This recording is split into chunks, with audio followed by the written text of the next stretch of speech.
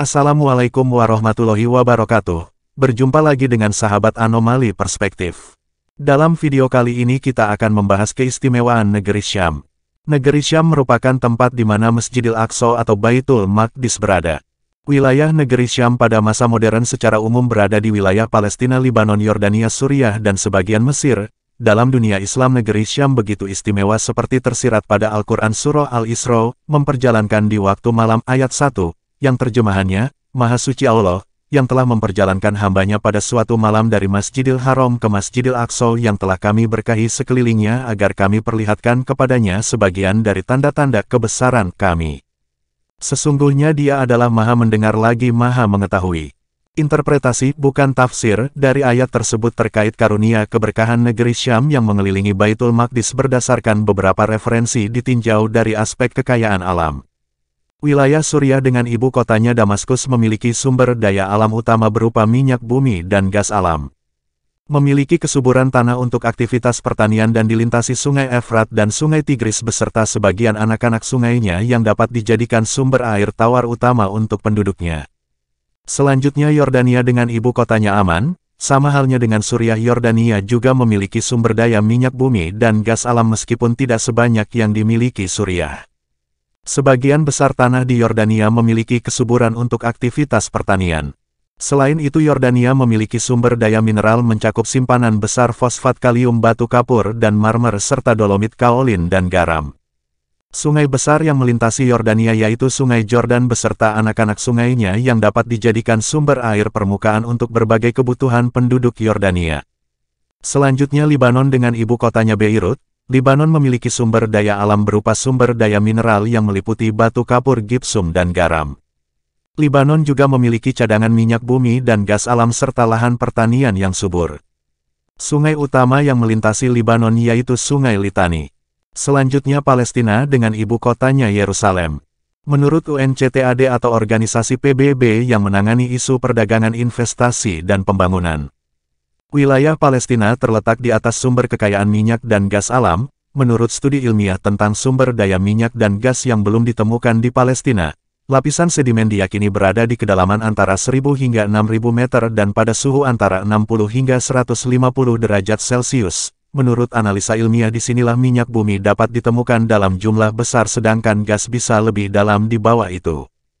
Sebuah studi yang dilakukan pada tahun 1930 mengatakan bahwa zona maritim Palestina secara geologis dianggap sebagai salah satu wilayah yang paling menjanjikan terkait dengan penemuan-penemuan minyak bumi dan gas alam, sedangkan sungai besar yang melintasi Palestina adalah Sungai Besor beserta anak-anak sungainya dan tanah Palestina merupakan tanah paling subur dibanding tanah negeri Syam lainnya. Kemudian karunia berkah negeri Syam jika ditinjau dari aspek geografis, berdasarkan surah At-Tin, buah tin ayat 1 dan 2, yang terjemahannya, demi buah tin dan buah zaitun, demi Gunung Sinai. Interpretasi, bukan tafsir, dari ayat tersebut, buah tin merupakan buah yang memiliki tingkat kekuatan atau keawetan alami yang luar biasa. Ketika terjadi banjir besar pada zaman Nabi Nuh, buah tin terendam selama 40 hari dalam air dan tentunya dalam tekanan masif banjir besar. Setelah banjir surut, buah tin tersebut tidak mengalami pembusukan atau kerusakan, sehingga Nabi Nuh dapat menanam kembali buah tin. Damaskus, Suriah dapat dikatakan wilayah utara negeri Syam yang merupakan penghasil buah tin terbaik di negeri Syam. Selanjutnya buah zaitun yaitu buah yang dapat menghasilkan minyak zaitun yang dapat digunakan untuk berbagai keperluan seperti penerangan ataupun keperluan medis tradisional.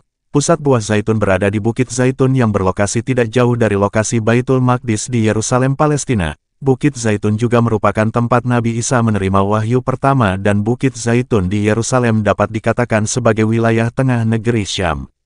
Selanjutnya Gunung Sinai yang berada di Mesir, merupakan tempat Nabi Musa berbicara langsung dengan Allah Subhanahu wa Ta'ala ketika menerima wahyu pertama. Gunung Sinai akan dijadikan tempat berlindung kaum muslimin bersama Nabi Isa dan Imam Mahdi dari kejaran kelompok Ya'juj dan Ma'juj di akhir zaman nanti. Gunung Sinai yang berada di semenanjung Sinai dapat dikatakan sebagai wilayah selatan negeri Syam. Jika kita cermati dari aspek geografis, negeri Syam berlokasi di tempat yang sangat strategis di apit 3 benua yaitu Asia, Afrika dan Eropa dan 4 lautan diantaranya Laut Merah, Laut Mediterania, Laut Hitam, Laut Kaspia dan Teluk Persia. Semenanjung Sinai, Yerusalem dan Damaskus merupakan tempat perlintasan perdagangan darat dari Afrika dan Asia menuju Eropa atau sebaliknya.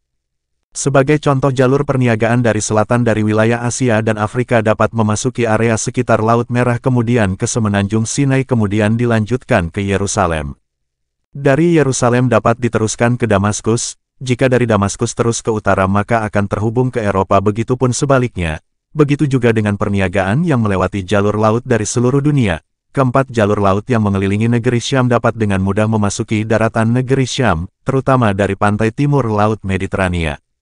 Aspek religius Islam, Baitul Maqdis yang berada negeri Syam, yaitu pernah menjadi kiblat sholat orang Muslim pada masa awal dakwah Nabi Muhammad, menjadi tempat start dan finish Miraj Nabi Muhammad, menjadikan Baitul Maqdis menjadi masjid atau tempat suci ketiga umat Islam, dan menurut beberapa ulama jika kita melaksanakan sekali salat di Masjidil Aqsa dengan benar maka kita akan seperti bayi baru lahir, maksudnya seluruh dosa kita akan diampuni Allah Subhanahu wa Ta'ala.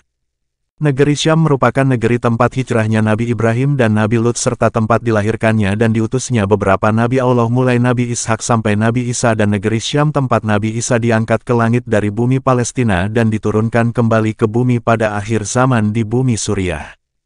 Selain itu, berdasarkan beberapa hadis terkait keistimewaan negeri Syam, diantaranya, Nabi Muhammad SAW secara khusus berdoa kepada Allah Subhanahu wa Ta'ala untuk menjadikan keberkahan bagi Syam. Nabi berdoa, "Ya Allah, berkahilah kami pada negeri Syam kami." Hadis riwayat Bukhari. Negeri akhir zaman, berdasarkan hadis Nabi Muhammad, wajib atasmu untuk memilih kelompok yang berada di Syam, sesungguhnya itulah negeri pilihan Allah, yang Allah pilih menjadi negeri bagi hambanya. Dan jika engkau enggan maka pegangilah ke Yaman, hadis riwayat Abu Dawud.